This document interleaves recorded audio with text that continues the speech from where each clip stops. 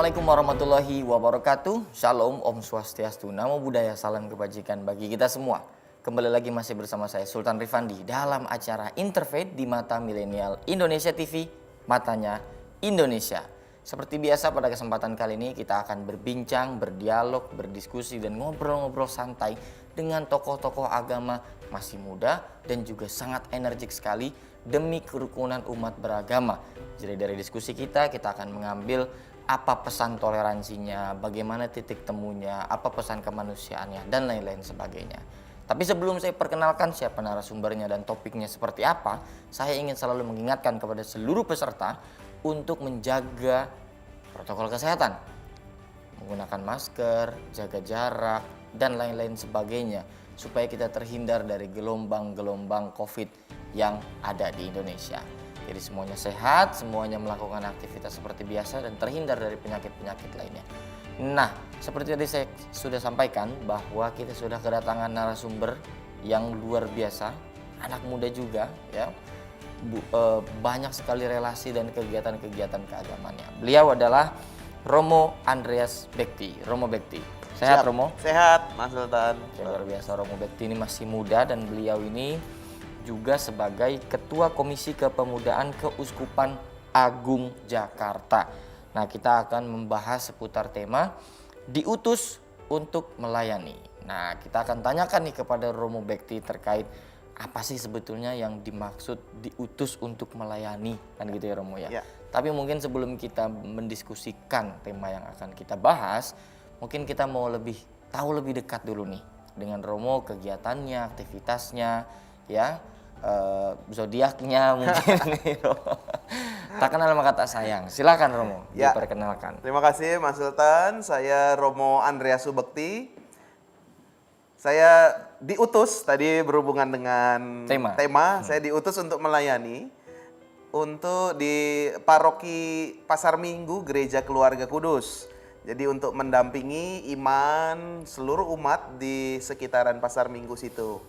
Lalu tugas tambahan lain juga menjadi Ketua Komisi Kepemudaan Keuskupan Agung Jakarta yang tugasnya adalah mendampingi dan mengembangkan dinamika iman orang-orang muda Katolik di Jakarta, Tangerang, dan Bekasi. Jadi ya tugas saya seperti itulah, banyak berdinamika dengan umat. Kalau di Pasar Minggu itu banyak lansianya.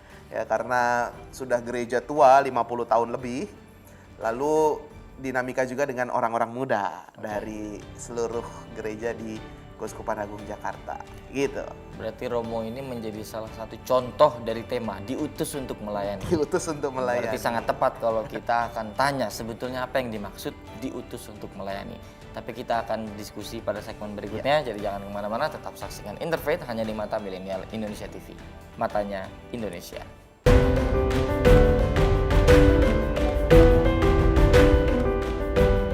Yap, balik lagi masih bersama saya Sultan Rifandi dan Romo Bekti dalam acara Interfaith di Mata Milenial Indonesia TV, Matanya Indonesia. Tadi kita sudah berkenalan secara singkat bahwa Romo itu punya banyak aktivitas dan kegiatan berdinamika di dalam masyarakat Ya.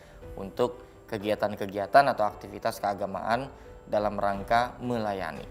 Nah, kita kan tema sekarang ini diutus untuk melayani nih Romo ya. Nah, kita semua ini kan dipilih, dipanggil dan diutus ya untuk menjadi pewarta dan pelayan. Oke. Pewarta pelayan itu kan menjadi nyata dalam segala karya kita, baik kita untuk menjadi pemimpin gitu ya Romo ya, guru, dokter, suster atau apapun profesinya dan lain-lain sebagainya tentunya. Nah, sebetulnya apa sih Romo yang dimaksud sebagai diutus untuk melayani? Apakah sifatnya eksklusif hanya orang-orang tertentu saja gitu ya? Atau yang keturunan darah biru saja? Atau ternyata semua orang bisa, tergantung niatnya? Ya, diutus untuk melayani pada dasarnya meneladan atau merujuk kepada tugas Yesus sendiri. Kalau dalam Injil, dalam kitab suci ada ayat yang mengatakan Yesus sendiri berbicara, "Aku datang untuk melayani, bukan untuk dilayani."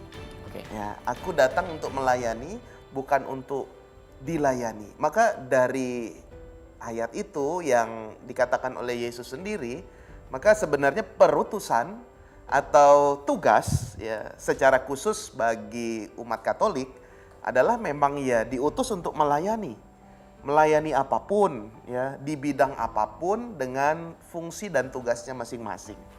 Karena sebenarnya kalau kita merujuk kepada sakramen baptis ya, bahwa setiap umat Katolik yang sudah dibaptis itu punya tugas untuk melayani Tuhan sebenarnya, melayani Yesus dengan apa? Dengan mewartakan kabar sukacitanya, mewartakan atau mempraktekkan teladan-teladan hidup dan keutamaan Kristiani. Jadi sebenarnya semua orang ya, secara khusus memang orang-orang yang sudah dibaptis punya tugas itu. Bahwa ketika dibaptis ia diutus untuk melayani siapa? Melayani Tuhan. Melayani Tuhan lewat siapa? Banyak. Bisa lewat gereja, bisa lewat sesama, bisa di tengah keluarga, bisa di tempat kerja, dan lain sebagainya. Jadi dasarnya itu, Mas Sultan. Oke. Nah, kalau terkait konsepnya, konsepnya itu bagaimana? Orang diutus untuk melayani secara keagamaan dan kemasyarakatan itu kan tugasnya tadi yang disampaikan. Nah, itu konsepnya seperti apa, Romo? Kalau diutus, konsep diutus adalah bahwa ketika tadi ya sekali lagi dibaptis, orang dimasukkan ke dalam perutusan itu. Jadi secara langsung ketika orang sudah dibaptis, dia menerima tugas itu. Itu dasarnya. Lalu setelah dewasa ada namanya sakramen pengurapan. Sakramen pengurapan itu kalau dalam tradisi lokal misalkan inaugurasi gitu loh. Ya, dikuatkan, disahkan menjadi saksi untuk mewartakan ya, menjadi saksi untuk melayani. Sebenarnya kan melayani itu salah satu keutamaan. Ya, dalam saya rasa nggak hanya dalam kitab suci agama Katolik, tapi semuanya serving ya, melayani itu kan sikap dasar manusia gitu ya, untuk menghormati orang lain, menghargai orang lain. Maka sebenarnya ketika tugas yang diberikan ketika dibaptis, lalu tugas diberikan ketika sakramen penguatan itu menjadi saksi, salah satunya menjadi saksi adalah melayani itu. Konsepnya bagaimana? Konsepnya kita semua punya peran ambil bagian dalam ini. Kalau dalam teologinya punya peran dalam menjalankan atau meneruskan karya penyelamatan Tuhan. Ya, jadi konsepnya itu. Kita semua punya tugas untuk meneruskan karya penyelamatan Tuhan yang bukan hanya terjadi dulu, tapi sekarang juga harus terjadi nih. Salah satunya apa? Salah satunya adalah itu tadi, bentuk pelayanan ya. Bagaimana menghormati sesama, bagaimana juga akhirnya berani mengorbankan diri, rela hati dan lain sebagainya. Itulah. Jadi konsepnya dari tugas pelayanan ini adalah kita mau meneruskan dan mewujudkan keselamatan Tuhan Yesus nih sampai hari ini. Nggak hanya berhenti dulu, tapi sekarang terus menerus. Dan sampai ke depan juga. Sampai ke depan. Nah, kalau terkait dengan bisakah melayani sesama ini dijadikan stay of life gitu loh. Jadi memang dalam keseharian kita ya kita bisa melayani sesama gitu loh. Jadi bisakah ini dijadikan pedoman hidup? Sangat bisa sekali, Mas Sultan. Ini menjadi salah satu pedoman hidup karena menjadi, tadi saya selalu ulang, ini bisa menjadi moral keutamaan. Ya. Moral keutamaan, keutamaan itu apa sih sebenarnya ya? Keutamaan itu adalah reaksi spontan ketika orang berhadapan dengan situasi tertentu. Misalkan orang itu punya sikap untuk melayani, ya, punya keutamaan untuk melayani, maka dalam situasi apapun, ketika melihat orang lain kerepotan, dia dengan sendirinya sadar tanpa perlu disuruh membantu. Ya, misalkan orang punya keutamaan rendah hati, ketika dia dapat prestasi, dapat itu, dia nggak menyombongkan diri, tetapi dia ya sudah biasa saja mempersembahkan itu untuk misalkan keluarganya dan lain sebagainya. Itu moral keutamaan, reaksi yang terjadi ketika berhadapan dengan peristiwa atau situasi tertentu.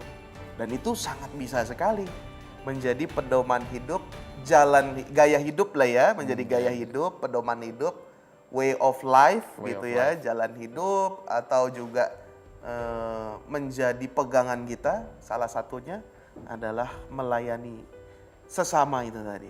Apalagi di tengah kondisi masyarakat Indonesia ini kan sangat heterogen sekali. Betul. Maka saya bilang tadi melayani sesama gitu kan. Oke. Bisa macam-macam ya. Bukan hanya khusus umat Katolik saja. Iya. Maka pelayanan itu bukan hanya pelayanan gereja, tetapi juga pelayanan di tengah masyarakat, pelayanan di tengah lingkungan kerja, pelayanan di tengah keluarga yang mungkin juga satu keluarga bisa berbeda-beda kan ada juga. Ada juga yang seperti itu. Iya, gitu. Jadi pelayanan kepada sesama, kepada semua. Nah, ketika konsep pelayanan hidup tadi ya, Romo ya, itu bertemu dengan kondisi di mana warga Katolik ini menjadi minoritas secara angka, Romo, lalu kemudian dibenturkan dengan banyak sekali perbedaan karakter, ciri khas dan lain-lain sebagainya dalam kondisi masyarakat. Nah, seperti apa contoh melayani dalam sudut pandang Katolik ketika bertemu dengan kondisi-kondisi seperti itu, Romo? Ya, kalau saya tadi saya bilang di awal kan dalam perkenalan diutus untuk melayani di gereja. Oke. Ya, karena memang saya mengabdikan diri untuk hidup di gereja. Yap. Saya tidak bekerja di tempat lain, ya saya bekerjanya di gereja. Maka itu tugas saya untuk melayani umat, ya melayani iman di gereja. Sementara mungkin orang muda, saudari-saudara yang terkasih yang lainnya gitu ya, itu kan punya kehidupannya masing-masing di tengah masyarakat. Tadi yang dikatakan yang heterogen, yang beragam, ya, yang bermacam-macam juga. Maka itulah yang menjadi tugas yang diutus, yang diberikan kepada mereka untuk yaitu melayani, mengembangkan ya pedoman-pedoman hidupnya di dalam keseharian hidup mereka. Ya kalau sebagai dokter ya di rumah sakit atau di klinik, sebagai guru ya di sekolah, ya sebagai pegawai negeri ya di kantornya, sebagai reporter ya sebagai host juga di acara-acara tertentu ya, acara-acara besar dan lain sebagainya. Maka bisa mewarnai dinamika pedoman dalam hidupnya sehari-hari. Itu konsep melayani. Berarti kan Romo memang diutus dari gereja kan gitu ya Romo ya. Sebetulnya agak personal ini Romo nih. Apa sih yang memotivasi Romo itu untuk betul-betul ya mewakafkan diri lah betul-betul untuk gereja, berkegiatan tanpa ada kehidupan pekerjaan lain, itu apa sih sebetulnya Romo? Iya, kalau saya secara pribadi personal, karena saya merasakan berkat Tuhan yang sudah begitu besar dalam hidup saya. Ya, maka saya mau membalas ya dalam tanda kutip, walaupun tidak bisa dibalas juga ya berkat Tuhan. Tapi saya mau berterima kasih, mengucap syukur kepada Tuhan.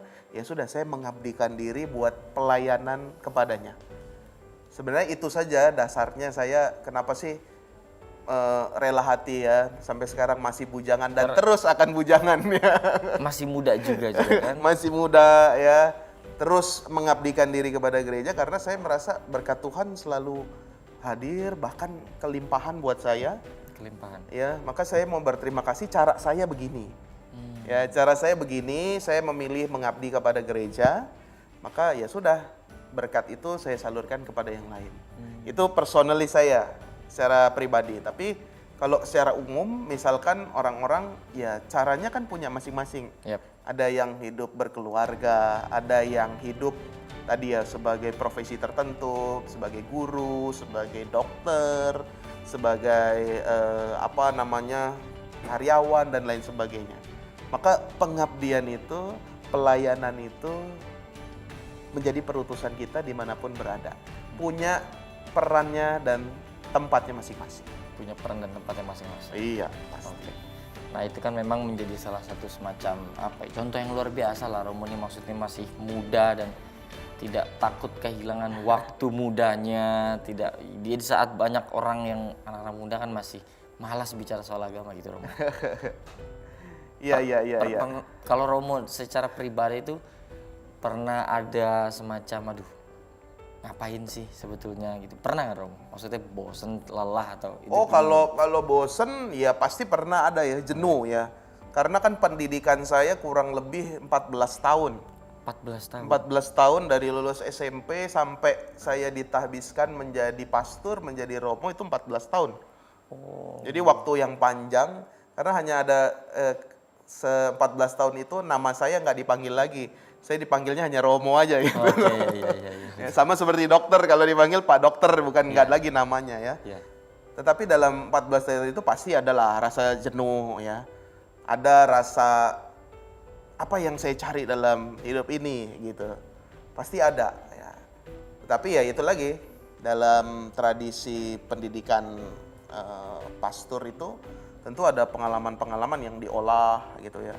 Bahwa saya punya juga, saya dalam kaul saya, dalam janji saya tidak berjanji untuk tidak menikah, selibat ya.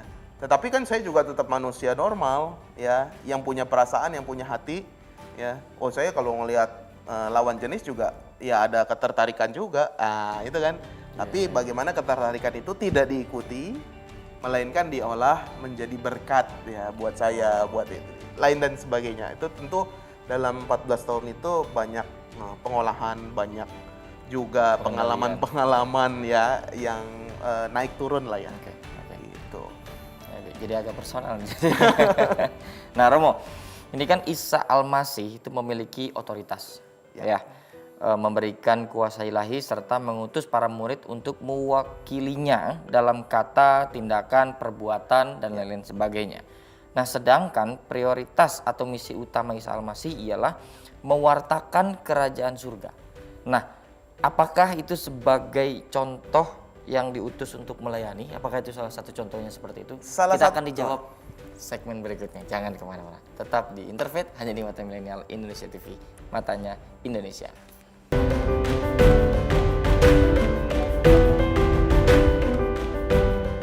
Kembali lagi masih bersama saya Sultan Rifandi dan juga Romo Bekti dalam acara Interfaith di Mata Milenial Indonesia TV. Matanya Indonesia. Nah, tadi kita sudah titipkan pertanyaan sebelumnya udah mau dijawab juga sama Romo ya, tapi saya hentikan. Nah, silakan Romo kalau langsung mau dijawab tidak apa-apa, atau saya ulangi dulu kali ya ini ya. Terkait dengan otoritas Isa Al-Masih gitu Romo. Ini kan menjadi salah satu contoh ya yang diutus untuk melayani itu, seperti memberikan kuasa ilahi serta mengutus para murid untuk mewakilinya dalam kata, tindakan, perbuatan gitu ya. Sedangkan prioritas atau misi utama Isa Al-Masih itu kan mewartakan kerajaan surga. Ya. Nah, ini bagaimana Romo? Maka tadi kembali ke awal tadi, diutus untuk apa sih sebenarnya ketika umat Katolik dibaptis lalu mendapat sakramen pengurapan? Sebenarnya kan diutus untuk tadi menghadirkan keselamatan Allah sampai hari ini dan yang sampai akan datang sepanjang masa. Maka jelas sekali di sana bahwa Yesus ya, punya tugas untuk mewartakan karya keselamatan Allah. Dengan pengalaman hidupnya, dengan teladan hidupnya, lalu sampai kepada peristiwa sengsara, wafat, dan bangkit. Dan itu diteruskan sama siapa? Awal diteruskan oleh para murid, para rasul. Lalu seiring berkembangannya zaman, diteruskan oleh jemaat-jemaat yang ada di seluruh dunia. Sampai hari ini juga tetap dilanjutkan. Orang semua umat Katolik punya tugas untuk tadi menghadirkan keselamatan atau kabar sukacita Tuhan dimanapun dia berada. Maka ini menjadi sejalan dengan kuasa yang diberikan oleh Yesus sendiri ketika dia berpesan kepada murid-muridnya. Ya, aku mengutus kamu untuk mengajarkan semua perintahku. Oke. Ya, kata-katanya begitu. Aku mengutus kamu untuk pergi ke seluruh negeri untuk mengajarkan semua yang kuperintahkan kepadamu. Jadi bukan dalam artian semua perintahmu, bukan dalam artian ajaran-ajaran kitab suci yang secara khusus, tetapi kan ajaran-ajaran Yesus secara universal. Mengasihi, mengampuni ya, berbuat baik, melayani yang seperti kita bahas sekarang. Jadi nilai-nilainya universal saja ya. mengajarkan semua yang kuperintahkan kepadamu. Ya, itu masuk bisa kita gunakan sebagai jalan pintu masuk bahwa kita semua punya keutamaan-keutamaan, punya pedoman-pedoman sebenarnya yang universal, yang umum dan itu bisa masuk ke semua orang. Universal sekali itu, ya kan? Enggak, ya dalam perkembangan memang ada ajaran-ajaran secara khusus, ya ada dogma-dogma, ya. Tapi kan itu di awal juga nggak ada. Zaman Yesus kan belum ada dogma-dogma itu ya. Itu kan sejalan dengan perkembangan gereja, lalu perkembangan juga filsafat teologi dan lain sebagainya. Jadi memang ada perubahan-perubahan dalam perkembangan sejarahnya itu. Tapi yang tugas utamanya tetap menghadirkan karya keselamatan Tuhan. Menghadirkan karya keselamatan Tuhan. Sampai hari ini dan sepanjang masa. Dan itu tidak tertutup pada umat Katolik saja. Iya. Kepada seluruh umat. Kepada semuanya. Oke. Nah, ini kan tujuan pengutusan untuk memberikan kabar sukacita dan berita pertaubatan, ya, supaya semua orang mendapat keselamatan. Ini kan memang ada tujuan pengutusannya itu, Romo ya. Nah, dengan pemutusan ini tuh Yesus hendak memperlengkapi ya para murid supaya bisa lebih siap untuk melanjutkan pelayanan. Ya. Ini koreksi kalau saya salah nih Romo ya. Nah, apabila Yesus akan meninggalkan mereka kelak gitu Romo, apakah ini merupakan salah satu pendekatan learning by doing, ya, atau belajar sambil melakukan ya yang diajarkan kepada para murid untuk terjun langsung melihat merasakan medan pelayanan sebagai tempat perutusan mereka. Nah, yang menjadi pertanyaan itu bagaimana ya Yesus memperlengkapi ya ke-12 muridnya untuk siap diutus. Tadi berangkat dari kata learning by doing, ya, belajar dengan melakukan. Kalau bahasa kita mungkin sekarang sudah jarang disebutkan nyantrik. Nyantrik. Ya, nyantrik itu kan ikut dengan sang guru gitu loh ya. Oke. Ya kan. Kalau saya salah juga boleh dikoreksi nih Mas. Oh, santri mungkin ya. Nyantri okay. Atau nyantrik atau ikut dengan guru gitu loh ya. Para murid kan juga begini, bahwa Yesus pergi kemana, masuk ke kota sini, keluar ke sini, melakukan mujizat, melakukan penyembuhan. Di sana dia selalu mengajak para muridnya. Supaya apa? Supaya para muridnya itu melihat. Tadi learning by doing ya. Mereka melihat, lalu mereka merasakan. Bahkan dalam suatu kesempatan, Yesus suka mengajar dengan perumpamaan. Dengan contoh-contoh lah ya, contoh-contoh sehari-hari. Secara khusus para murid ini dikumpulkan. Jadi setelah mereka berjalan ke sana kemari, mereka berkumpul untuk istirahat. Tetapi dalam satu kesempatan tertentu Yesus menerangkan secara khusus kepada murid-murid itu tentang arti perumpamaan itu. Ya, arti contoh yang tadi saya omongin di sana tuh maksudnya ini loh gitu. Jadi diajarkan juga. Nah, itu sebenarnya bekal-bekal yang diberikan oleh Yesus ketika mereka mewartakan kabar gembira, melakukan mujizat, melakukan penyembuhan, para murid ikut. Dan setelahnya juga tetap diberikan. Bahwa ketika Yesus wafat dan bangkit, dia katakan apa? Aku akan mengirimkan roh penghibur bagimu. Roh kekuatan. Sehingga kamu bisa punya kuasa untuk menyembuhkan mereka yang sakit, bahkan punya kuasa untuk mengusir setan-setan. Dalam tanda kutip, para murid diberikan kuasa ya, untuk bisa secara langsung menyebarkan atau mewartakan keselamatan Tuhan secara nyata itu tadi. Ya. Itu lalu tentu disertai dengan ada yang namanya peristiwa Pentakosta, turunnya Roh Kudus atas para rasul. Pentakosta, Itu biasanya diperingati 40 hari setelah Yesus bangkit. Ya. Itu ketika Pentakosta, Roh Tuhan hadir dalam diri para murid, ya, sehingga kalau dalam kitab suci mereka dapat berkata-kata dalam bermacam bahasa.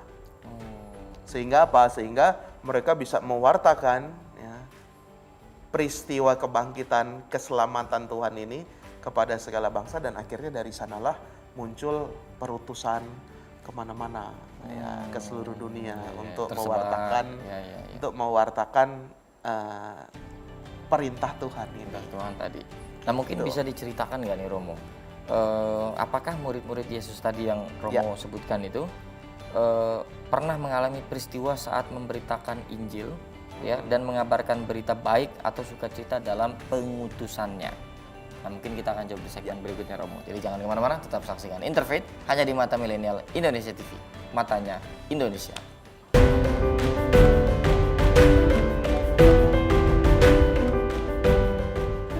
Kembali lagi masih bersama saya Sultan Rifandi dalam acara Interfaith di Mata Milenial Indonesia TV, Matanya Indonesia. Nah, kita lanjutkan, Romo ya. Ini kan tadi saya mengatakan, mempertanyakan juga bahwa apakah murid-murid Yesus pernah mengalami peristiwa saat memberitakan Injil dan mengabarkan berita baik atau sukacita dalam pengutusannya, Romo? Ya, baik. Jadi para murid tentu tadi ya bersinggungan dengan tadi pengutusan ketika mereka mendapatkan berkat turunnya Roh Kudus kepada mereka dan mereka secara ajaib, secara misteri bisa berbahasa dengan bahasa-bahasa lain. Lalu mereka dari situ mulai menyebarkan kabar gembira kepada seluruh bangsa. Bahkan bukan hanya di Israel, bukan hanya di Yerusalem, tetapi ke seluruh negeri. Bahkan sampai ke Eropa, Asia Timur, ya, bahkan sampai ke India dan lain sebagainya. Maka itulah yang menjadi peristiwa bagaimana para murid setelah mendapatkan Roh Kudus itu, kuasa Roh Kudus, penghibur, penguat, mereka menyebar ke berbagai tempat untuk mewartakan, ya, diutus untuk melayani sabda Tuhan, melayani kabar gembira. Tentu ada peristiwa-peristiwa, ada yang oke, ya, artinya bisa diterima di tempat itu. Tetapi juga ada kesempatan-kesempatan lain, ada peristiwa-peristiwa ketika murid mewartakan ada penolakan. Ada penolakan? Ada penolakan, ada tantangan juga. Misalkan contoh ya, ada yang disebut Rasul Paulus. Oke. Rasul Paulus itu sebelum menjadi rasul, dia adalah, ya kalau kita sebut ya, orang yang mengejar-ngejar jemaat Kristen perdana. Jadi dia karena ikut dengan pemerintahan Romawi, dulu agama Kristen kan pengikut Yesus tuh dikejar-kejar karena dianggap pemberontak, pembelot ya. Yep. Maka Paulus ini yang sebelumnya bernama Saulus, ini dia mengejar-ngejar bahkan membunuh ya, kepala pasukan yang wah kejam lah. Lalu dia bertobat dan menjadi pewarta, rasul. Oke. Dari situ saja ketika dia mewartakan kadang-kala kan sulit. Kita kenal, oh dia nih dulu yang ngejar-ngejar kita nih. Tapi sekarang dia ngomong tentang pewartaan Yesus nih. Nah itu sendiri saja sudah mengalami penolakan yang luar biasa. Kadang-kala. Tapi pada akhirnya Paulus sendiri membuktikan bahwa dia dengan kuasa, dengan berkat itu mewartakan. Bahkan disebut saat ini Paulus itu adalah rasul segala bangsa. Karena dia melakukan perjalanan dari sana sini ya, mewartakan, dia pandai menulis, dia tulis surat-surat kepada jemaat dimanapun. Artinya memang setiap murid Isa Al-Masih itu diberikan tugas khusus untuk melayani ya, Romo? Ya, ya. Murid-murid yang secara langsung bersama dengan hidup dengan dia ya. Lalu diturunkan sampai sekarang tersistemasi dalam institusi gereja itu. Oh. Ya, jadi para rasul, Petrus itu merujuk kepada Paus yang bahkan sampai sekarang Paus Fransiskus, ya, lalu juga sampai kepada uskup-uskup, sampai kepada para romo-romo, pastor-pastor, lalu juga sampai pada akhirnya tugas itu kepada seluruh umat yang awam juga dimanapun berada. Oke. Nah, Romo, ini wujud contoh kasus ya diutus untuk melayani bisa nggak nih dilakukan? Ya, misalkan profesi ini sebagai advokat, Romo, ya, itu bisa nggak kita membantu melayani di bidang tersebut di gereja? Oh, tentu bisa ya. Advokasi untuk, jadi kami juga punya satu seksi itu Justice and Peace ya, keadilan dan perdamaian. Oke. Yaitu memang isinya advokat-advokat ya.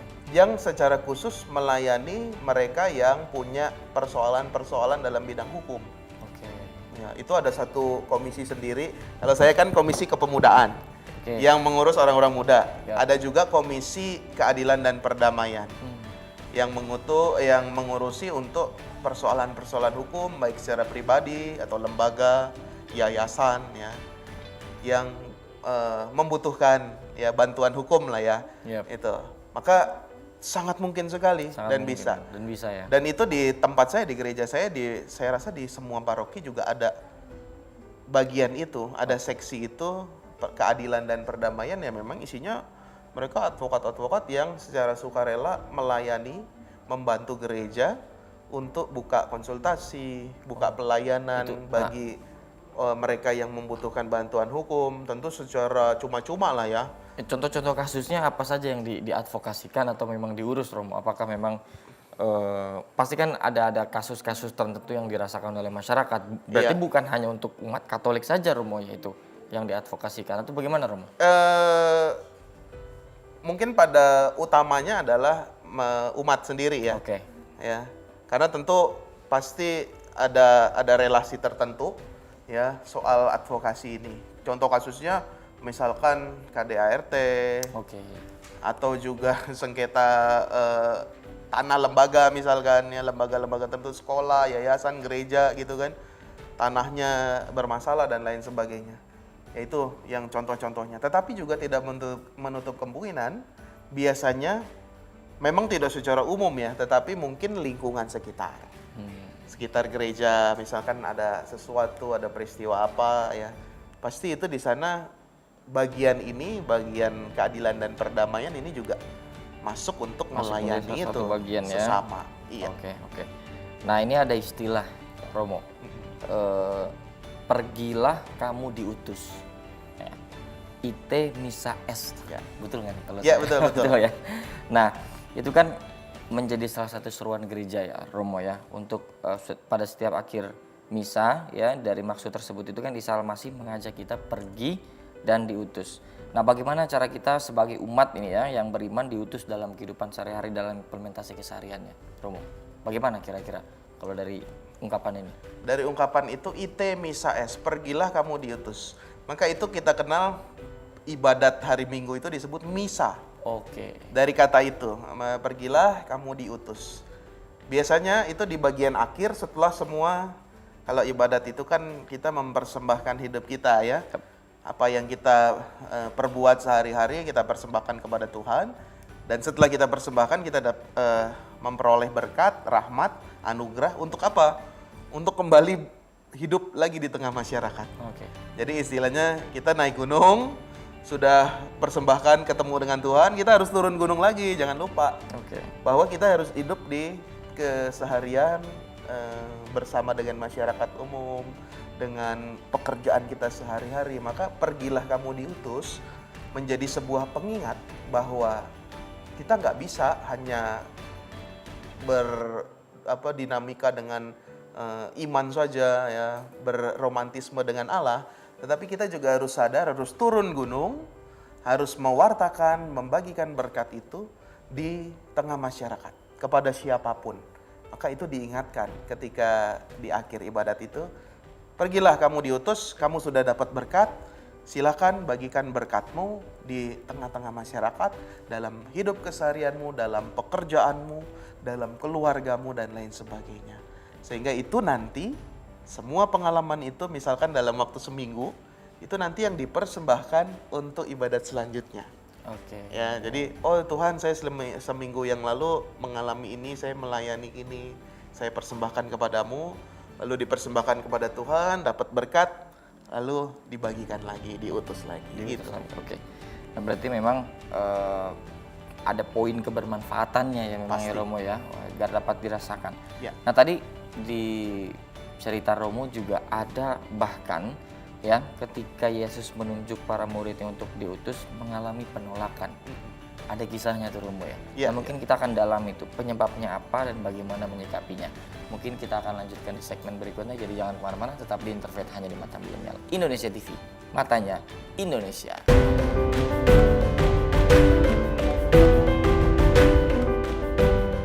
Kembali lagi masih bersama saya Sultan Rifani dan juga Romo Bekti dalam acara Interfaith di Mata Milenial Indonesia TV, matanya Indonesia. Nah, kita nggak kerasa nih udah di segmen terakhir Romo. Tapi sebelum ditutup Romo, saya tadi melanjutkan pertanyaan. Ketika memang ada muridnya Yesus itu yang menolak gitu ya Romo, itu bagaimana tuh Romo tuh menyikapinya atau penyebabnya? Nah, bagaimana Romo? Ya, bahkan sebelum para murid mewartakan kepada bangsa-bangsa lain ya, ketika Yesus mewartakan kepada para murid saja, kadangkala mengalami penolakan. Ya, penyebabnya tentu bisa bermacam-macam. Salah satu contohnya misalkan, kalau zaman itu dalam tradisi Yahudi ada yang namanya Mesias. Mesias. Ya, Mesias. Mesias itu dalam arti penyelamat.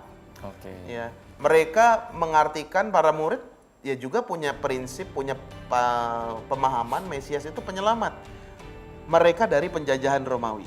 Ya. Itu yang mereka pahami, konsep Mesias yang mereka pahami. Tetapi kalau Yesus di Eropa sekarang kan di PSG itu pemain bola. Iya, ada ya. Messi. Lalu ketika Yesus mengutarakan bahwa aku ini Mesias, tetapi Mesias itu harus menderita dan wafat. Mereka nggak masuk pemahaman itu ya, bahwa kok penyelamat saya dari penjajahan ini malah menderita dan wafat. Berarti bukan penyelamat dong. Bahkan itu sejak Yesus mewartakan itu juga mengalami penolakan bahkan dari para murid sendiri. Tapi terus tadi learning by doing, bagaimana Yesus menjelaskan, bahkan pernah menegur secara keras kepala muridnya ini ya, koordinatornya itu Rasul Petrus pernah ditegur secara keras sama Yesus. Nyala iblis, kamu memikirkan apa yang dipikirkan manusia, tapi tidak memikirkan apa yang dipikirkan Allah. Oh, bahkan sampai sebegitunya ya. Karena menurut konsep pemahaman manusia nggak masuk akal nih.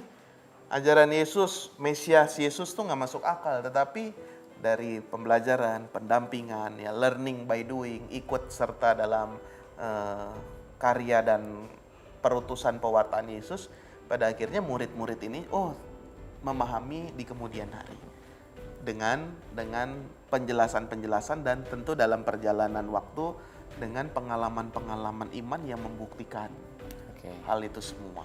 Maka itulah ya yang menjadi peristiwa juga para murid mengalami penolakan. Tadi ada Petrus, ada Paulus, bahkan Yesus sendiri juga mengalami penolakan itu. Kalau konteks sekarang di dalam konteks gereja, Romo, itu peran atau kontribusi gereja di dalam konsep diutus untuk siap melayani itu seperti apa, Romo? Tentu banyak ya persiapan-persiapan gereja terlibat untuk mengutus dalam artian tanda kutip umatnya untuk siap melayani. Tentu dengan renungan-renungan setiap minggunya, harian, lalu juga dengan masa-masa khusus ya, pelayanan-pelayanan khusus, misalkan dalam Prapaskah ya, diajak untuk bermati raga, memperhatikan satu dan yang lain, sesama semuanya, melakukan pantang dan puasa, lalu melakukan pertobatan dan lain sebagainya, aksi Natal, aksi Paskah, lalu bantuan kemanusiaan dan lain sebagainya, bantuan ekonomi. Itu semua dalam rangka mempersiapkan umat semua untuk punya ini, punya kesadaran bahwa dirinya itu diutus untuk melayani. Jadi bukan hanya diberikan ikannya saja, tetapi juga diberikan jaringnya. Kalau saya nggak mau pancingnya, tapi jaringnya sekalian, biar banyak langsung. Iya, betul. Ya, jadi ya itu tentu gereja mengadakan kaderisasi, mengadakan retret, mengadakan perutusan itu dalam berbagai macam hal yang pasti dilakukan untuk terus menyemangati umat bahwa dirinya punya tugas untuk melayani. Mungkin terakhir, pesan singkat Romo, seperti biasa. Ya. Konsep siap untuk melayani supaya tidak bersifat eksklusif, bahwa kita semua ya memang harus bermanfaat, kita harus memang menebarkan kebaikan, melayani, bahkan menjadi tagline di berbagai institusi, melayani masyarakat dan lain-lain sebagainya, agar dari jargonnya, dari tagline yang memang sesuai dengan implementasinya, betul-betul melayani, terkhususnya bagi anak muda. Silakan Romo. Baik, yang pertama jangan lupa bahwa tugas kita untuk senantiasa melayani tentu dalam berbagai macam bidang, bisa di gereja, bisa di tempat kerja, bisa di masyarakat, bisa dimanapun. kita bisa melayani dan kepada siapapun. Terutama orang-orang muda ini yang jaringannya begitu hebat, begitu luar biasa, tanpa sekat, tanpa membeda-bedakan, semua bisa melayani satu sama lain. Maka itulah pelayanan, jangan takut berkat Anda kurang. Jangan takut apa yang Anda miliki itu habis. Enggak. Kalau melayani rela, ada berkatnya sendiri. Nggak akan habis, tetapi terus akan melimpah.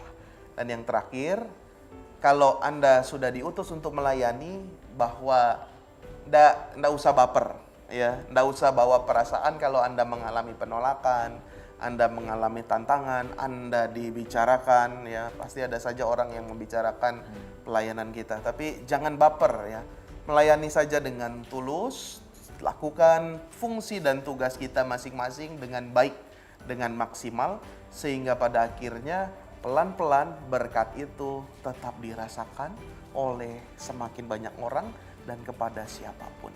Oke. Itu.